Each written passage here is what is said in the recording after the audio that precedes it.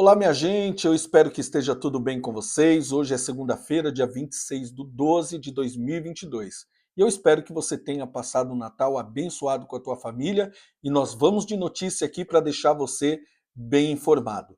Indígenas protestam em frente ao STF. Vocês sabem que no dia 25, justamente no dia do Natal, os indígenas protestaram contra a prisão do cacique Sererê, que há 13 dias está preso, hoje fazem 14 dias que ele está preso, por ordem do ministro Alexandre de Moraes. Aqui um pedacinho da matéria. Dezenas de indígenas protestam em frente ao Superior Tribunal Federal, STF, na tarde deste domingo. Os manifestantes pedem a soltura de José Acácio Sererê Chavante, o cacique Sererê, preso há 13 dias por ordem do ministro Alexandre de Moraes. No caso, o indígena defendeu a permanência do presidente Jair Bolsonaro no Palácio do Planalto e chamou de fraude a eleição do senhorzinho de 9 dedos aí, do Luiz Lula, o petista.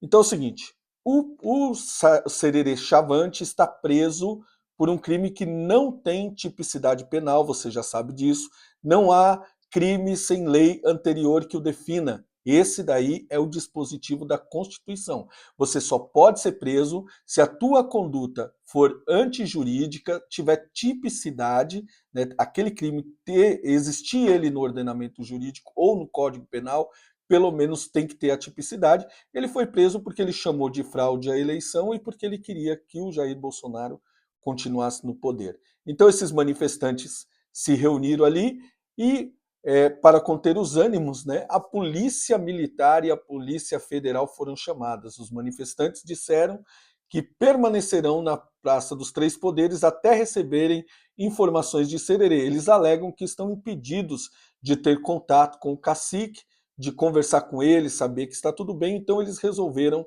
colocar ali uma turma na frente do STF, justamente no domingo, para poder chamar a atenção das autoridades, principalmente, quem sabe, dos outros membros do STF, para dar um jeito nessa situação.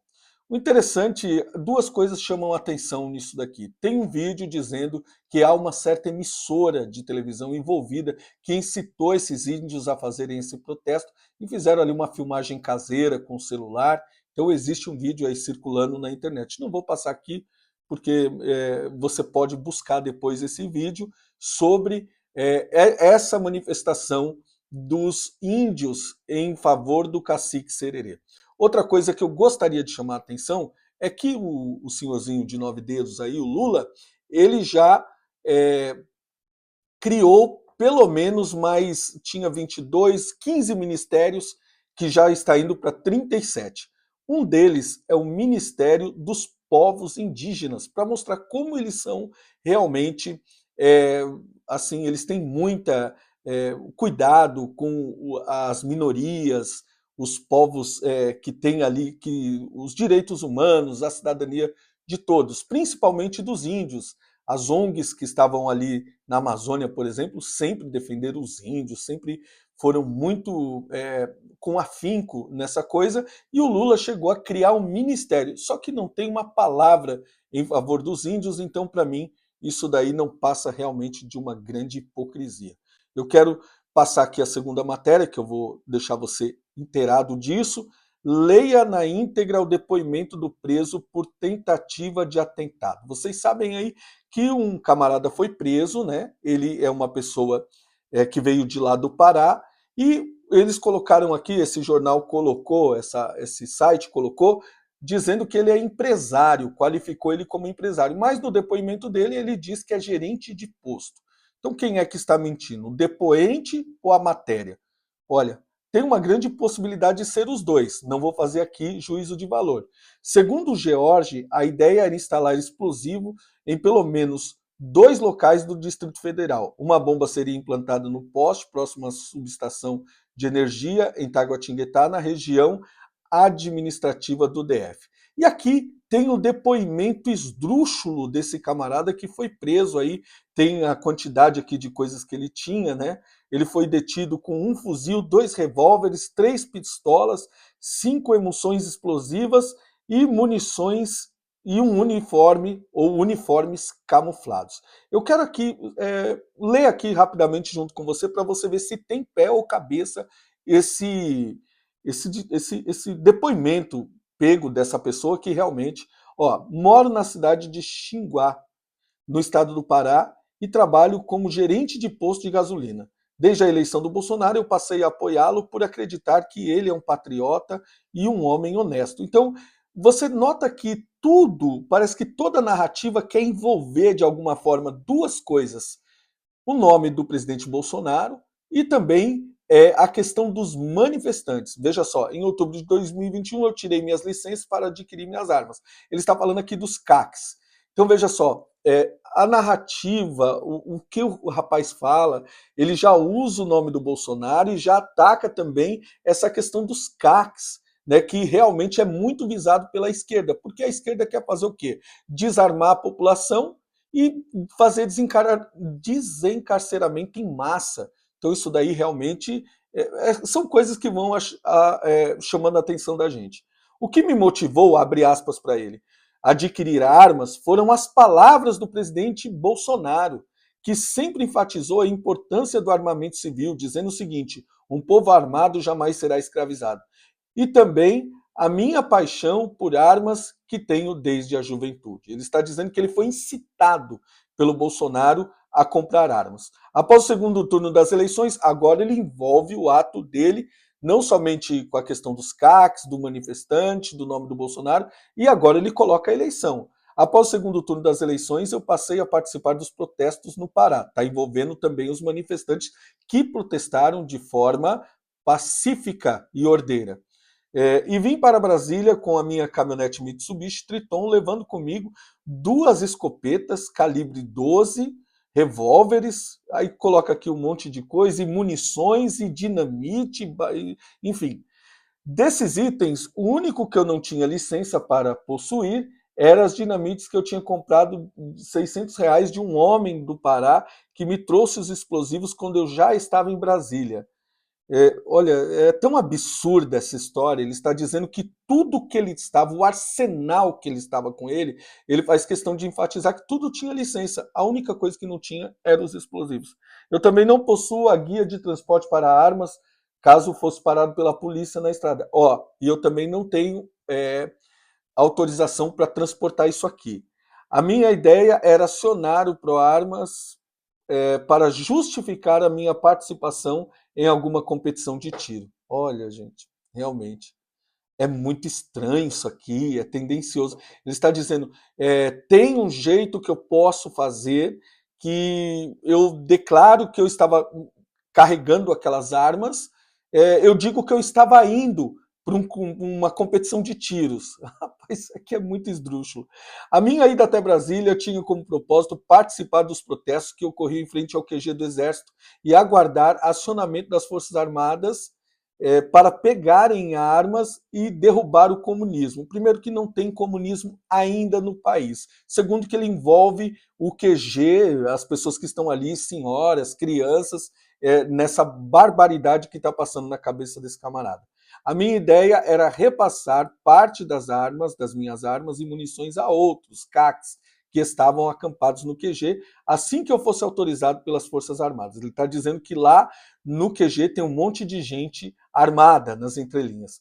Assim que cheguei, fiquei hospedado no Eco Hotel e depois aluguei 2 apartamentos no Sudoeste pela Airbnb.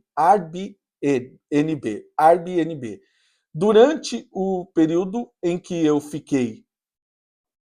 frequentei o acampamento, montado na frente do QG do Exército, percebi que haviam vários petistas infiltrados entre os ambulantes que passaram a envenenar os alimentos vendidos aos bolsonaristas com a intenção de desmobilizar os manifestantes, além de provocar tumulto e desordem entre as pessoas. Ele está dizendo uma coisa que ninguém comentou sobre isso. Essa história é inventada. Não teve ninguém envenenado nos acampamentos dos patriotas. Em posse dessas informações, há 3 semanas eu entrei em contato com um importante general do Exército e reportei a ele tudo sobre os infiltrados petistas no acampamento e disse que em breve poderia haver um grande derramamento de sangue se nada fosse feito. No dia seguinte, os militares do exército expulsaram todos os ambulantes do acampamento. Também não é verdade isso aqui. E quem é esse grande general do exército? Por que ele não fala dessa pessoa? No dia 12 do 12, houve um protesto contra a prisão do índio, onde conversei com os PMs e os bombeiros responsáveis por conter os manifestantes, que me disseram que não iriam coibir a destruição e o vandalismo desde que os envolvidos não agredissem os policiais. Ali ficou claro para mim que a PM e o bombeiro estavam do lado do presidente e que breve seria decretada a intervenção das Forças Armadas. Olha, gente, isso daqui, para mim, eu não quero nem continuar lendo isso daqui, eu vou deixar aqui a matéria aqui para você, mas esse cara aqui é um alienado, a história dele não faz nenhum sentido. Ele coloca dentro do bojo da história absurda dele, ele tenta colocar o presidente, colocar os manifestantes, colocar os CACs, colocar a polícia, colocar os bombeiros. Ele diz que saiu de lá de onde ele estava, lá do posto de gasolina, diz que tinha mais gente envolvida, um tal de Alan, e ele colocou o artefato no lugar, ia ter que usar o detonador de outro, ou seja, era uma atividade de guerra que somente uma pessoa que tivesse pelo menos noção do que estivesse fazendo conseguia detonar alguma coisa como essa.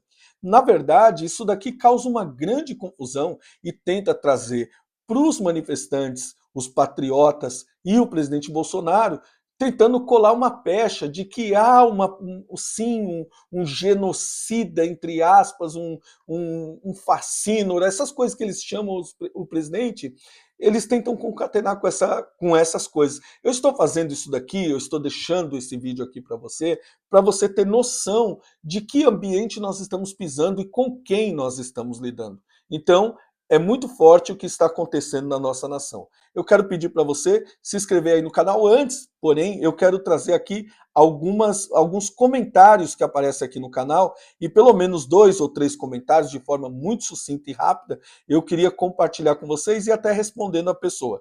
Eu quero responder primeiro esse daqui deixa eu ver, Eunice Oliveira. Olha, esse daqui eu gostei muito, né, desse feedback. Eunice Oliveira, ela comentou o seguinte: você é diferente dos demais, é bem direto, isso é muito bom. Obrigado, Eunice Oliveira, por esse feedback. Outra pessoa aqui, o Vander, ele colocou o seguinte: irrelevante, nunca mais vão deixar ele ganhar qualquer coisa.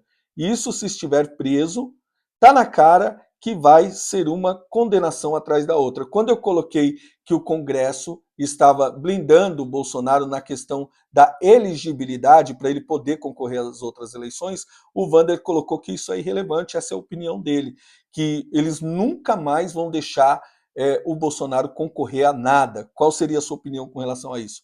E por fim, essa daqui, ó. Pare de falar mentiras para ganhar like. Quem comentou isso daqui foi o Codornas Valêncio. Olha, Codornas, você devia ter um pouco mais de cuidado com as palavras que você profere, porque aqui eu não conto nenhuma mentira, aqui eu relato notícias e faço um comentário. Se você tem uma opinião contrária, coloque aí no canal de forma argumentativa e respeitosa, porque esse tipo de coisa mostra verdadeiramente quem você é. Que você não está afim, então não precisa seguir o canal, não precisa entrar aqui, e eu garanto que você faz isso daqui com as outras pessoas. Eu acho que você tem um problema, mas ele está com você, tá bom? E a você, meu seguidor, você que está inscrito no canal, deixa aí o teu like e põe o seu comentário aí, tá bom? À tarde tem vídeo novo aqui no canal. Forte abraço, Deus abençoe, tudo de bom.